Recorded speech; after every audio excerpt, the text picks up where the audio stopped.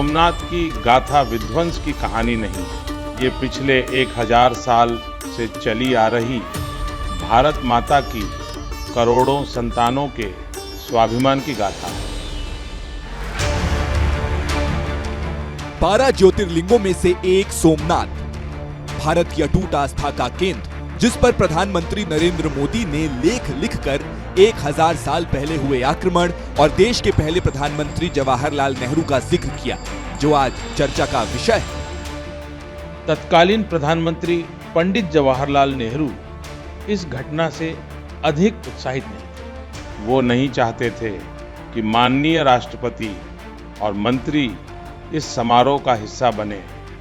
उन्होंने कहा कि इस घटना से भारत की छवि खराब होगी, लेकिन राजेंद्र बाबू अडिग रहे और फिर जो हुआ उसने एक नया इतिहास रच दिया। इस लेख पर बीजेपी और कांग्रेस में जुबानी संग्राम छिड़ गया है।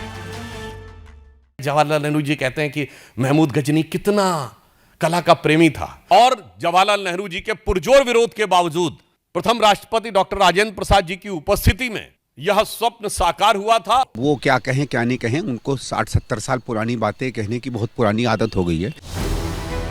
भारत की आजादी से पहले तक सोमनाथ मंदिर खंडहर बना हुआ था, लेकिन तत्कालीन गृह मंत्री सरदार पटेल ने सोमनाथ मंदिर को उसके पुराने गौरव में वापस लाने का संकल्प लिया।